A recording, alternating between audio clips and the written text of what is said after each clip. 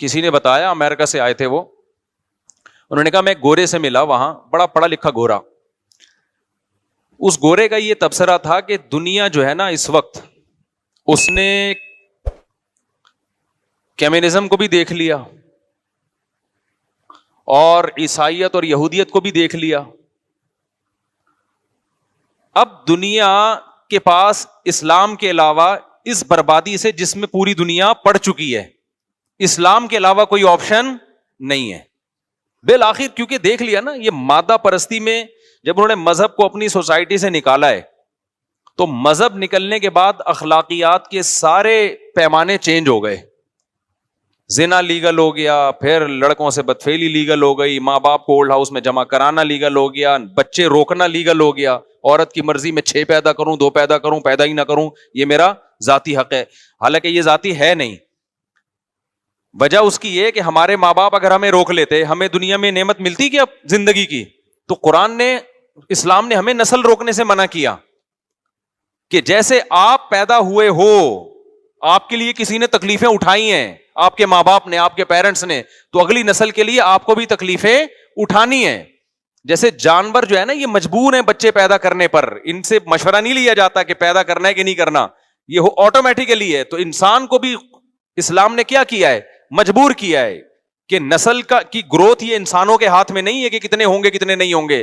یہ کس کے ہاتھ میں, کس سے پوچھا جائے گا, یہ خدا سے پوچھا جائے گا. تو نسلیں انہوں نے روکنا شروع کر دی مذہب کو جب نکالا.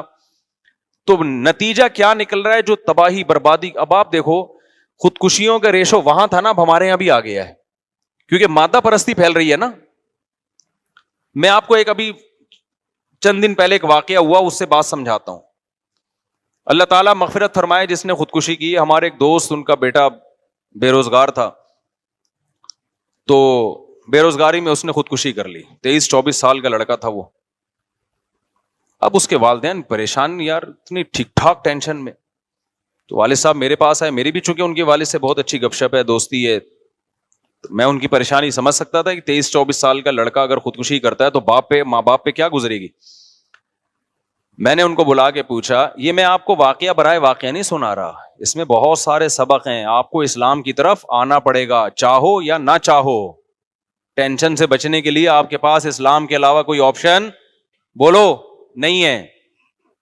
اور یہ یوٹیوبرز کو سننا چھوڑ دو, موٹیویشنل اسپیکرز کو, خدا کی قسم ان کے پاس آپ لوگوں کے مسائل کا حل نہیں ہے. آپ کے مسائل کا حل صرف اسلام کے پاس ہے. اس کے علاوہ جو بولتا ہے میرے پاس مسائل کا حل ہے, جھوٹ بول رہا ہے. وہ حل ہوتا تو یہ دنیا سے خودکشیاں کو روک لینا, یہ کیوں نہیں روک پا رہے.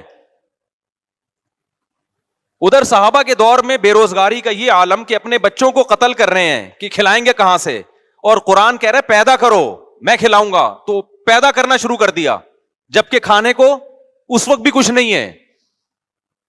نہیں آئی بات میرا خیال ہے. گراؤنڈ ریئلٹی کیا کہہ رہی ہے, مجھے ایک بات بتاؤ. پہلے میں یہ خودکشی کا واقعہ سنا دوں.